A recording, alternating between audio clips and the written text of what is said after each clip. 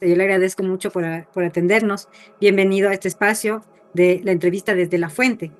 Gracias. Quería, quería comentarle que estamos haciendo una serie de reportajes sobre el tema de los puertos. Y en ese sentido, a mí me parecía muy interesante que usted nos pudiera dar una primera visión general de por qué los puertos y por qué en el Ecuador ahora los puertos son la puerta grande de la salida de la cocaína hacia Europa. Esto lo dice, por ejemplo, un informe de la Comisión Europea, lo decía Fernando Villavicencio, pero ¿cómo lo veía usted, incluso cuando estuvo en la policía? ¿Por qué es este fenómeno que se da? ¿Qué es lo que tenemos en nuestros puertos que se está dando? ¿Cuáles son las fallas, por ejemplo? Mire, yo creo que este fenómeno de las drogas y la política de drogas no puede desprenderse de la geopolítica. Y el comercio marítimo en la geopolítica es básicamente lo que controla el mundo, en términos no solamente económicos, en términos comerciales y en términos políticos. Por eso los puertos siempre han jugado un rol fundamental, es un sector estratégico en cualquier parte del mundo. Y la ruta de la seda, por donde se realizan los comercios, los mercados legales y muchas veces inclusive el contrabando, son controlados. La guerra entre Ucrania y Rusia tiene que ver mucho con Crimea, que es parte de la ruta de la seda. Hoy la geopolítica que está planteando Estados Unidos para la utilización de Groenlandia y el deshielo en Groenlandia para el paso con Alaska, con Canadá hacia Europa es otro. Lo geopolítico también juega con China, hoy en el puerto este que ha creado en Perú, Chancay, y que lo administra y que lo inauguraron recientemente, pero para abrir por el sur, por Gibraltar y por Magallanes, la ruta también. Entonces, los puertos en cualquier parte del mundo, al igual que las fronteras, juegan un rol fundamental. Y la política de control muchas veces también tiene que ver con los volúmenes, porque mientras el país es más comercial, los volúmenes de mercadería y de productos son mucho más grandes. Entonces, manejar contenedores, puertos grandes, es complejo y necesita muchísima tecnología, muchísima tecnología. Creo que el Ecuador ha descuidado esos temas, además de otras políticas.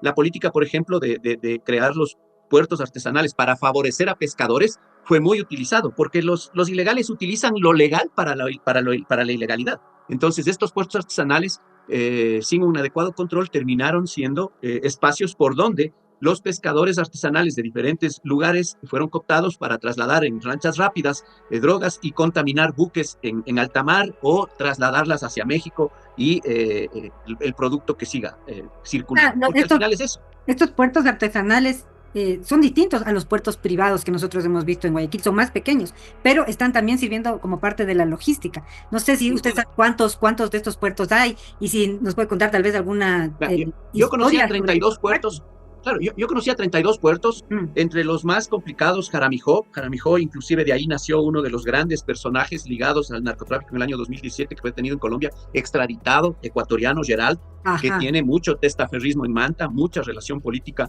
con algunas autoridades de ese tiempo.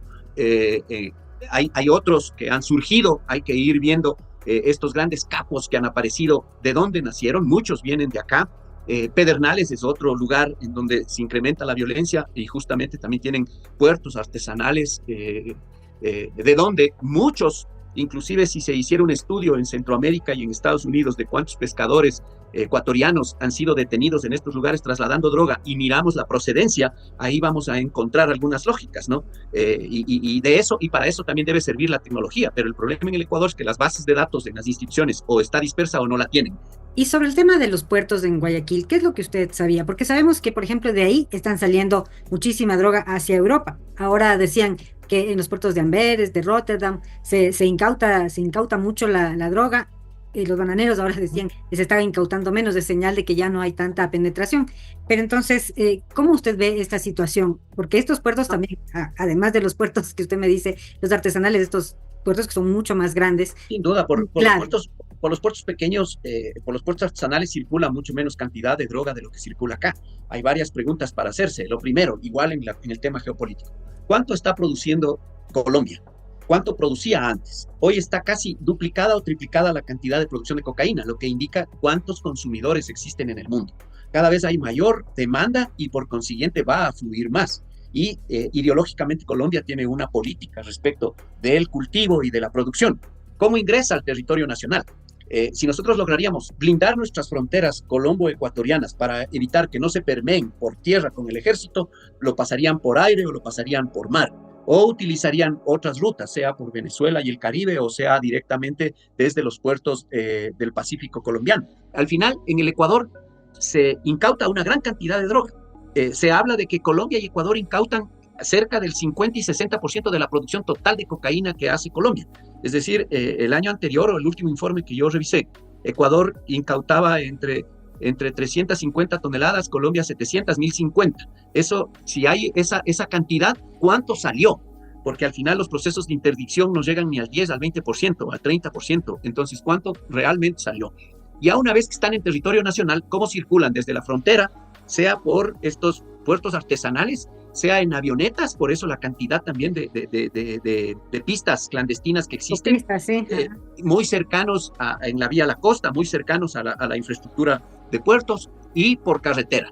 Si se trasladan por carretera, ¿cómo es que se llegan a almacenar 8, 10, 12, 14 toneladas, que son las que se incautan a veces? No son mulas que llevan en mochila 10 kilos, son grandes camiones. Y estos camiones, ¿qué control tienen en las carreteras? Las carreteras, al final, ¿por dónde circulan los mercados ilegales? Trátese de armas, trátese de personas, trátese de drogas, trátese de contrabando, trátese de minería ilegal, lo que quiera, circulan por carretera.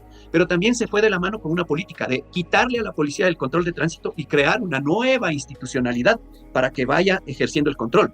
Y conforme van desarrollando esta nueva institucionalidad, nosotros vemos que en los últimos tiempos han sido víctimas de homicidio, asesinato, o han sido también víctimas o asesinados por estar coludidos en el mecanismo de control, muchos agentes de tránsito. Entonces, todo esto tiene que, insisto, estudiarse muy bien para encontrar ese equilibrio. No va a desaparecer totalmente, pero sí, primero, evitar que el Estado trabaje a favor de las organizaciones criminales, y segundo, que las instituciones sean mucho más eficientes en sus controles. Y una vez que llegan cerca de los puertos, ¿cómo contaminan? ¿Cómo contaminan? Frecuentemente utilizan productos que saben que tienen que permanecer menos tiempo en los puertos, porque son productos perecibles. Utilizan frutas, utilizan verduras, flores, camarón, pescado, banano. Nuestro querido banano, claro. Banano, sin duda, porque al final esos mecanismos tienen que, esos contenedores que son declarados con ese producto por lo temporal y evitar el daño, tienen que ir en determinadas condiciones y tienen que llegar a tiempo. El tráfico se define no por el lugar donde se embarca, el tráfico se define por el lugar donde se desembarque el producto. Entonces, aquí en el Ecuador, los puertos nuestros sí son parte de una organización criminal, pero nuestros delincuentes de la calle, digamos, los que sirven a estas organizaciones criminales, no tienen capacidad de comercio exterior. Quienes tienen capacidad de comercio exterior es un nivel superior de la organización criminal, y ellos son los que tienen también contactos en puertos enormes. Hace 4 o 5 meses yo visité los puertos en Europa. Yo estuve en el Parlamento Europeo tratando algunos temas de estos temas que tienen que ver con la política de drogas europea. Y nos reunimos en Hamburgo, en Rotterdam, en Amberes, en Algeciras, en los puertos más grandes que reciben los contenedores. Pero son puertos que manejan entre 24.000 a 40.000 contenedores por día. Son buques de una eslora enorme que llevan igual esa cantidad de contenedores. Allá tienen tecnología como nariz electrónica, es decir, un mecanismo tecnológico que es como un dron chiquito, digamos, que al interior del contenedor determina por varias sensores si podría o no podría tener alguna contaminación eso. Y en cambio acá nosotros siempre estamos expuestos a lo que digan los perros, a que alguien sople algo de información. No podemos tener agentes infiltrados porque no hay ley de inteligencia, es poner en riesgo, y al final eso genera que nos quedemos con las olas de violencia, porque la droga circula por todo el mundo, pero nosotros nos quedamos con la ola de violencia. ¿Por qué? Si la cantidad de droga que dicen en Europa se decomisa porque llega de Ecuador, ¿por qué allá no hay la violencia que existe aquí en el país? ¿Por qué nosotros nos quedamos solamente con estos homicidios, asesinatos, y ahora somos el país más violento de la región con una tasa de 38 y 39? Entonces, estas explicaciones hay que buscarlas. A mí me parece que es porque hay demasiada gente involucrada en esta cadena de ilicitud para un terreno muy pequeño y para un mercado muy cerrado. Entonces, y el comercio exterior no lo realizan ellos. Entonces, hay que, insisto yo, esto no va a desaparecer, pero hay que buscar un mecanismo que logre autorregular la violencia especialmente, y ser mucho más efectivos en la interdicción. Pero esa interdicción no la vamos a lograr solos. Esa interdicción tiene que ser en colaboración, en cooperación internacional. Lo que va a disuadir realmente es que el negocio deje de ser rentable para estas organizaciones criminales. deje de ser tan rentable, porque al final es enormemente rentable. Y los trabajos de inteligencia que por un lado reduzcan la impunidad, es decir, quien comete un acto delictivo ligado a estos mercados realmente cumpla una sentencia. Y segundo, que le afecte la parte económica, porque esto es lo que les da poder y sin duda ese poder político es lo que evita y paraliza las instituciones, paraliza la reforma que se necesita y son lo que nos tiene absolutamente complicados. Y en este mapa de la logística de la droga, ¿cuál es el papel de las navieras? Hemos visto un importante movimiento en el último año de unas navieras que se pasaron a otras, de pronto pagan menos tarifas, no sé exactamente por qué apetecen otros puertos y ya no los anteriores, pero lo que sí se sabe es que ahora en esos puertos en donde más están las navieras también aparecen los más cargamentos de droga. Mire, es que está asociado. No todas las navieras están presentes en el Ecuador. Entonces, en términos de seguridad de puertos y de blindaje de los puertos, ellos aseguran que algunos procesos estén absolutamente controlados. Y si no lo están, se cambian.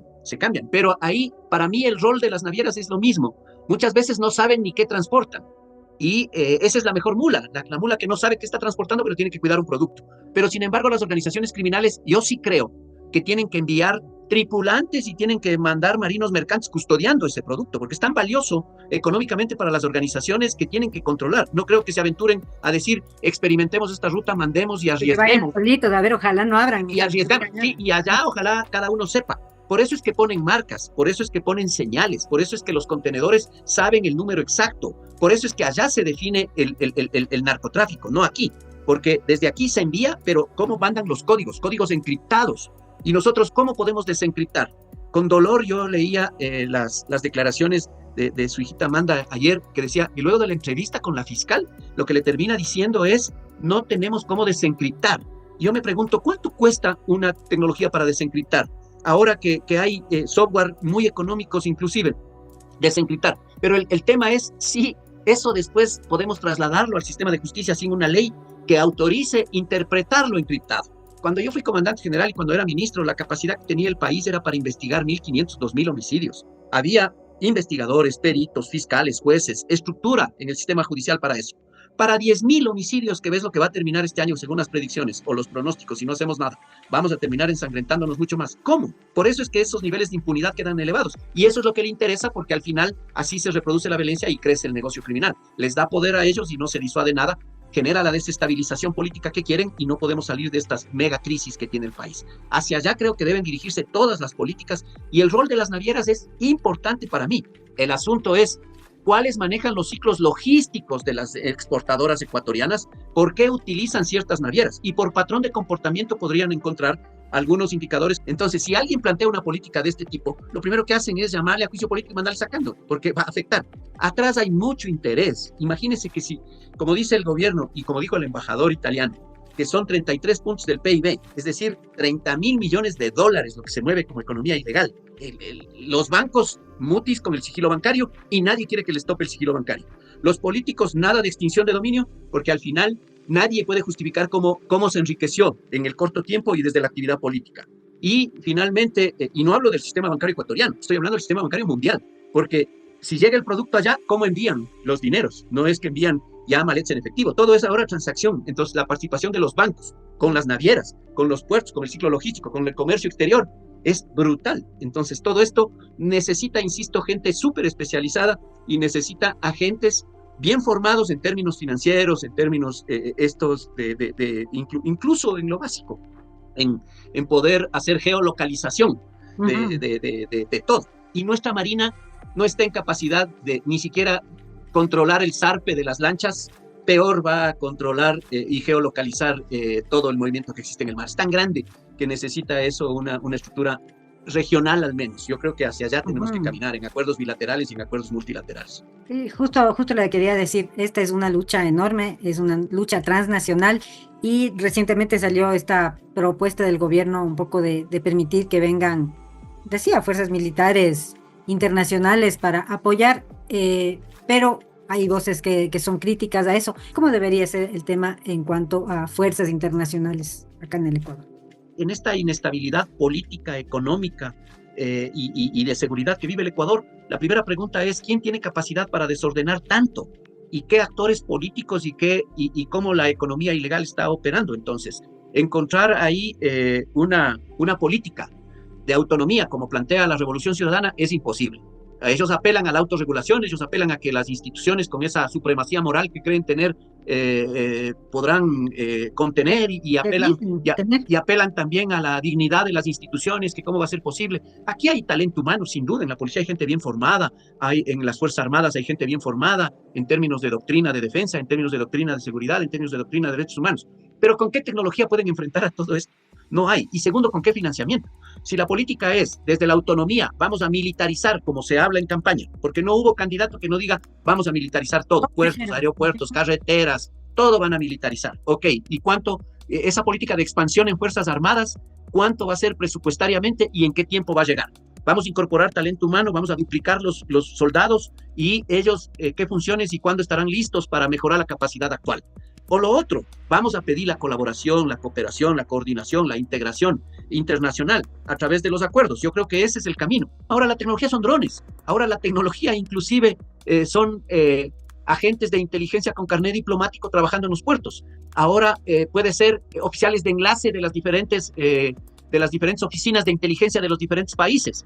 Ahora podría ser perfectamente personas en capacidad de extraer y analizar la información, crear un centro regional para manejar las bases de datos, inteligencia artificial que nos permita. Aquí en el Ecuador, lastimosamente no entendemos y solamente nos pasamos en esta ralentización buscando reformas al Código Penal de artículos, pero no una reforma real, porque las soluciones existen y no son múltiples, ni todo es militar. Hay que fortalecer la justicia. No todo es con balas, hay muchas cosas que se pueden hacer con inteligencia y hacia allá es donde no queremos caminar. Y no lo vamos a lograr solos. Yo creo que el único camino, sin duda, es los acuerdos bilaterales y el multilateralismo en función de los intereses, porque al final las agendas son iguales. A todos les interesa el comercio exterior, a todos les interesa parar la migración irregular, a todos les interesa parar el tráfico de drogas con todas las complicaciones que existen del fentanilo, no solamente del un producto. A todos les interesa parar a los autócratas que al final toman poder en determinados países con economía ilegal o financiados por mercados ilegales. Yo decía, si a todos nos interesa hacer, ¿por qué no estamos caminando hacia eso? Porque no creo que nos interese a todos, en realidad hay una irracionalidad política. En la polarización que tenemos es absolutamente claro. El grupo que se opone y el grupo que tampoco es que cuando ya asume el poder toma las decisiones que corresponden, porque al final en el ejercicio del poder es cuando se ve a los demócratas, o en el ejercicio del poder es a los que se ve a los éticos y a los honestos. Y mientras en la polarización que existe en la Asamblea Nacional, lo que van a hacer es siempre buscar a quienes realmente quieren cambiar y afectarles. Yo hablo en mi caso personal. Patricio Carrillo ya ha cumplido con la patria, pero a mí no me van a permitir jamás estos grupos, y no van a escuchar siquiera, no quieren ni escuchar, porque esa es parte, ¿no? Silenciar las voces y solamente imponer la lógica que ellos tienen. Y eso es, o sea, así estamos muy complicados, retrasando el progreso del país, generando o provocando generaciones que no quieren vivir aquí, que lo único que buscan es salir del país. Es un Ecuador que cada vez es más inviable. Es súper preocupante todo esto que hemos conversado. Sí, la reforma de la justicia, la reforma del comercio exterior, la reforma de los mismos puertos, o sea, ni modernizarlos no quieren, peor reformarlos. Bueno, esperemos que en algún momento y de alguna manera los ciudadanos entiendan estas necesidades, los políticos también manejen otro tipo de agendas y podamos, como usted decía, entre todos tratar de que el país mejore. Sí, esto yo creo que hay que pedir a gritos y claro, en la Asamblea Nacional decían, el gobierno no necesita una autorización para pedir la cooperación internacional. No, ¿sabe qué sí necesita? Porque afuera el mensaje que damos es o estamos unidos o estamos divididos. ¿Quién quiere mandar tropas acá para que la mitad del Ecuador le empiece a insultar y a pedir? Otra cosa es decir, todo el Ecuador les necesita, vengan y apóyennos, que es un tema diferente. Yo creo que más que el debate, ahora que ya se ha limado esto, el debate no va a ser aquí, el debate va a ser ¿qué país quiere venir al Ecuador a ayudar con esa división que tenemos? Bueno, yo le agradezco mucho su tiempo. A usted siempre un gusto. Esta ha sido una entrevista desde la fuente. Muchas gracias. En otro momento conversaremos. Hasta luego.